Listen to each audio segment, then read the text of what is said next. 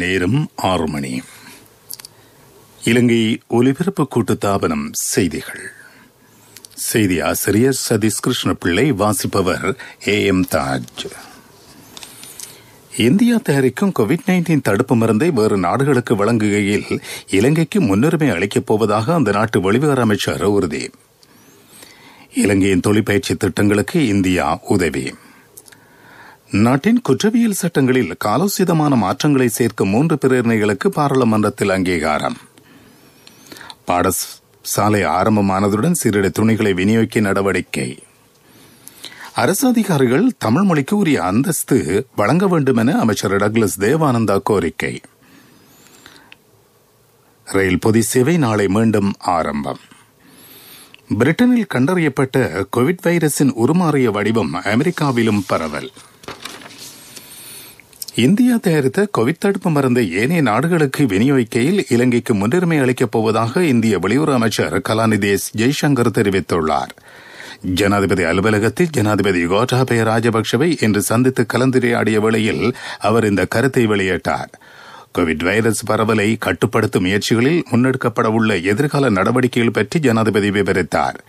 சிகிச்சை தேவைகளை முறையாக மதிப்பிட்ட பின்னர் இந்தியா தயாரிக்கும் தடுப்பூசியை பெற்றுக்கொள்ள இலங்கை நாட்டம் கொண்டுள்ளது என ஜனாதிபதி கூறினார். இலங்கை இந்திய இருதரப்பு உறவுகளை பரஸ்பரம் கூடுதல் அனுகூலங்கள் பெறும் வகையில் வளர்த்துக் கொள்வது பற்றி ஜனாதிபதியும் இந்திய வெளிவிவகார அமைச்சரும் இணக்கம் கண்டார்கள். இந்திய அரசாங்கத்தின் பங்களிப்புடன் இலங்கையில் அமலாகும் திட்டங்களுக்கு அப்பால் ஒத்துழைப்பை வலுப்படுத்தக்கூடிய மேலும் பல துறைகள் பேச்சுவார்த்தையில் இன காணப்பட்டன. இலங்கையில் முறையான கல்வி பெற்ற இளம் தலைமுறை இருக்கிறது. இந்த இளைஞர் யுவதிகளுக்கு பல்வேறு துறைகளில் தொழிற்பயிற்சி வழங்க இந்தியாவின் ஒத்துழைப்பை எதிர்பார்த்துள்ளதாக ஜனாதிபதி கூறினார். இந்தியா ஏற்கனவே வழங்கும் உதவிகளை மேலும் விஸ்தரிக்கப் போவதாக அமைச்சர் ஜெய்சங்கர் உறுதியளித்தார். கோவிட் தொற்று நெருக்கடியால் சீர்குலைந்த சுற்றுலாத்துறையை மீண்டும் கட்டியெழுப்பதன் அவசியத்தை இரு தரப்பினரும் வலியுறுத்தினர்.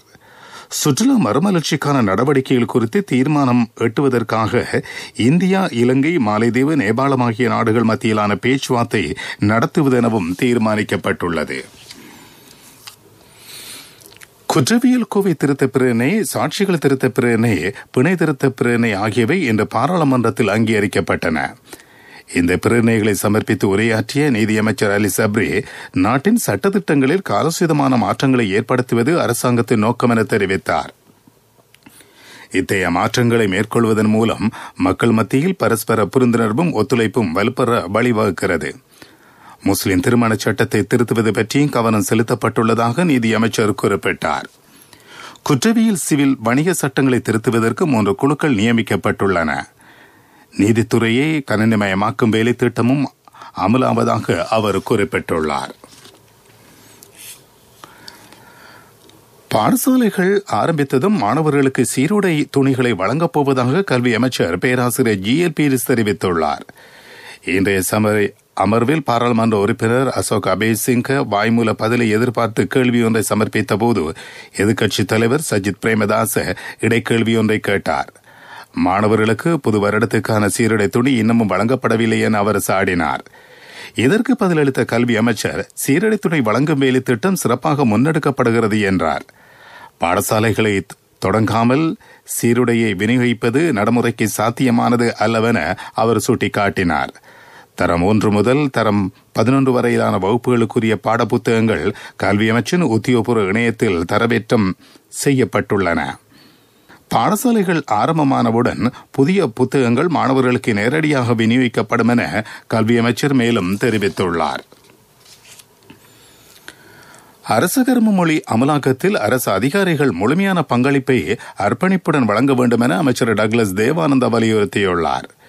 2ஆம் மொழி பரிச்சயத்துக்கான சான்றிதழ் கொடுப்பனவுகளை பெறுகின்ற அரசு அதிகாரிகள் அந்த மொழிகளை புரிந்து கொள்ள முடியாத நிலையில் கடமையாற்றுவதாக அமைச்சர் குறிப்பிட்டார்.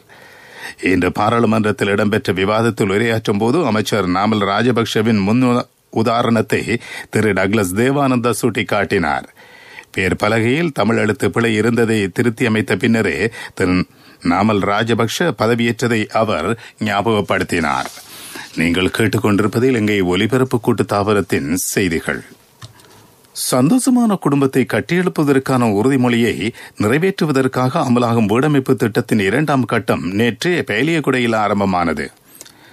ஜனாதிபதி கோட்டாபய ராஜபக்சவின் எண்ணக்கருவில் உதித்த சுபிட்சத்தின் தொலைநோக்கு கொள்கை பிரகடனத்தில் சந்தோஷமான குடும்பம் பற்றி பிரஸ்தாபிக்கப்பட்டுள்ளது. வீடமைப்பு திட்டத்தின் ஆரம்ப வைபவத்தில் ராஜாங்க அமைச்சர் நாலக கொடஹேவா பிரதம அதிதியாக கலந்து கொண்டார். இங்கு 384 குடியிருப்புகள் அடங்கிய வீடமைப்பு தொகுதிகள் நிர்மாணிக்கப்படும். தாம் பாதுகாப்பு செயலாளராக கடமையாற்றிய காலத்தில் ஜனாதிபதி வீடமைப்பு திட்டத்தை ஆரம்பித்தார். அப்போது ஆய்வொன்று மேற்கொள்ளப்பட்டது. கொழும்பு நகரில் 69,000 சேரி குடியிருப்புகள் இருந்ததை ஆய்வு புலப்படுத்தியிருந்தது. 2015ஆம் ஆண்டளவில் 18,000 குடும்பங்களுக்காக புதிய வீடுகள் அமைக்கப்பட்டன. 2015ஆம் ஆண்டுக்கு பின்னர் இந்த வேலை திட்டம் முழுமையாக நிறுத்தப்பட்டது. சமகால அரசாங்கம் ஆட்சிப்பிடம் ஏறியதை தொடர்ந்து வேலை திட்டம் மீண்டும் ஆரம்பமாகியிருக்கிறது. உள்நாட்டு மருத்துவ தேசிய குழு பரிந்துரைத்த சிகிச்சை முறைகளுக்கு அமைய கோவிட் தொற்றாளர்களுக்கு சிகிச்சை அளிக்கப் போவதாக ராஜாங்க அமைச்சர் சிஸ்ர ஜெயக்கொடி தெரிவித்துள்ளார். நவீன பண்டாரநாயக்க ஞாபகார்த்த ஆயுர்வேத ஆராய்ச்சி நிறுவனத்தில் இன்று இடம்பெற்ற கலந்துரையாடலில் உரையாற்றிய சமயம் அவர் இந்த கருத்தை கூறினார். நவீன ஆயுர்வேத போதனா வைத்தியசாலையில் கோவிட் தொற்றாளர்களுக்காக விசேட பிரிவொன்றை ஸ்தாபிப்பது பற்றி ராஜாங்க அமைச்சர் உள்நாட்டு மருத்துவ நிபுணர் குழுவுடன் பேச்சுவார்த்தை நடத்தினார்.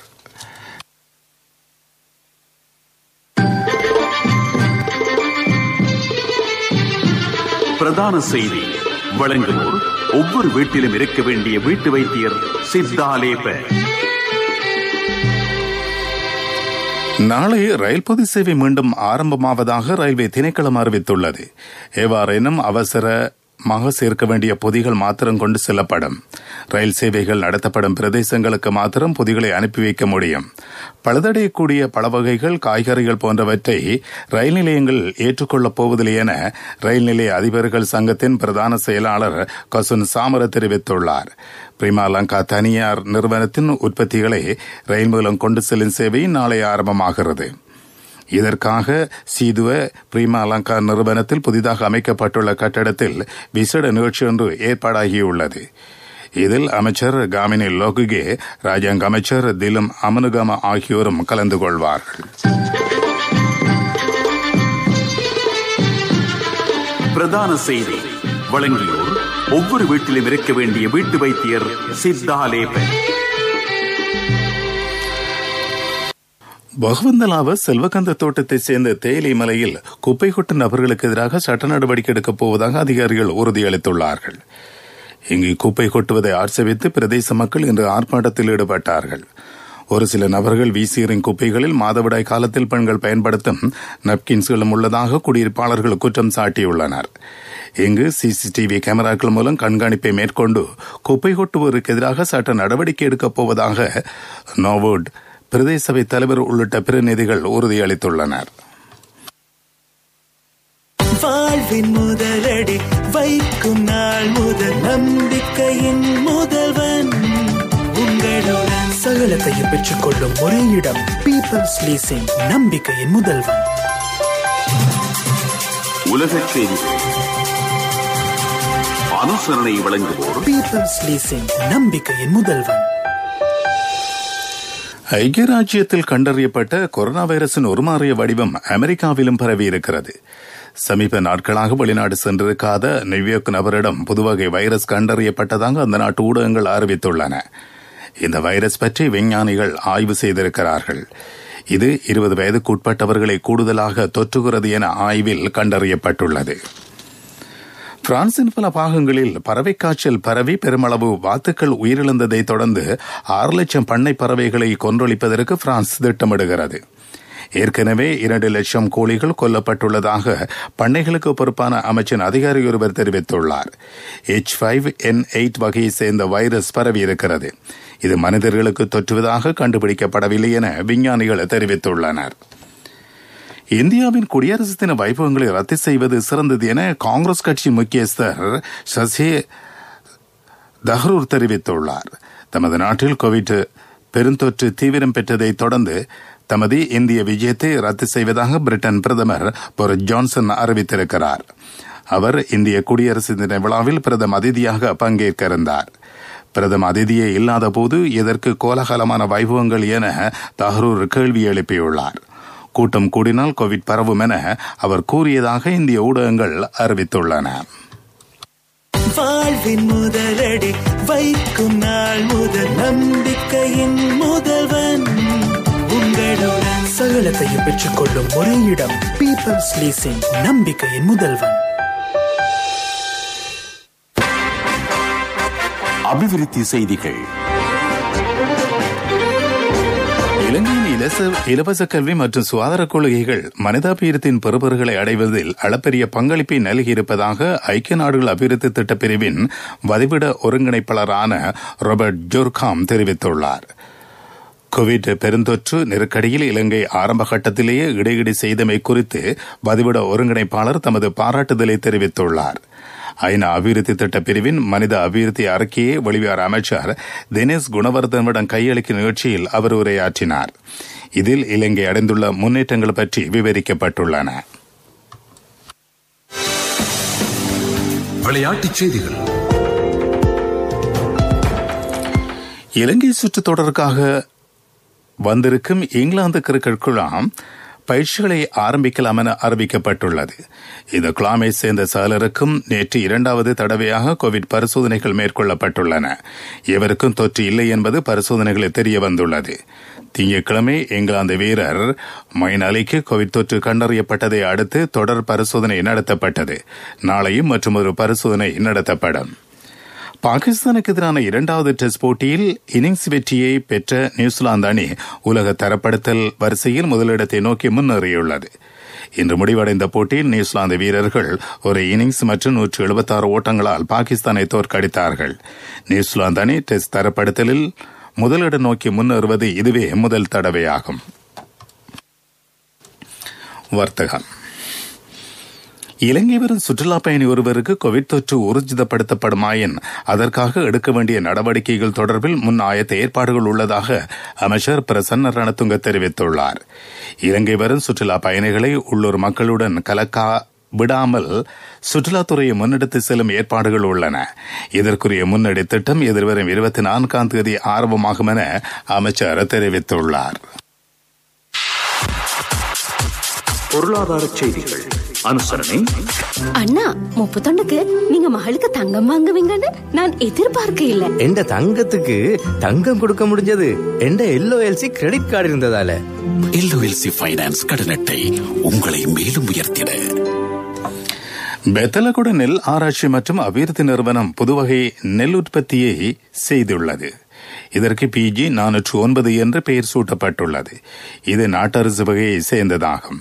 புதிய வகை நெல்லை நாட்டின் சகல பாகங்களிலும் பயிரிட்டு 120 நாட்களுக்குள் விளைச்சலை பெறக்கூடியதாக இருப்பது சிறப்பம்சம். இதன் மூலம் 10 ஹெக்டேர் காணியில் 6 மெட்ரிக் டன் நெல்லை அறுவடை செய்யக்கூடியதாகவும் இருக்கும்.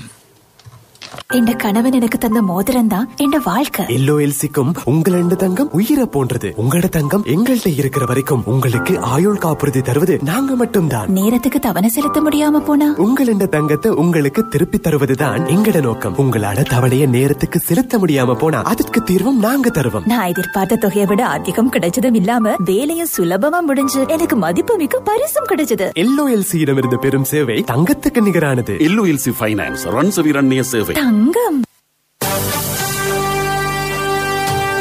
காலநிலை அறிக்கை. வடக்கு கிழக்கு ஊவா வடமத்திய மாகாணங்களிலும் மாத்தளை நுவரெலியா மாவட்டத்திலும் மழை அல்லது இடியுடன் கூடிய மழை பெய்யக்கூடும் என வளிமண்டல திணைக்களம் தெரிவித்துள்ளது. இன்றிரவு ஏனைய பல பாகங்களில் மழை அல்லது இடியுடன் கூடிய மழை பெய்யலாம்.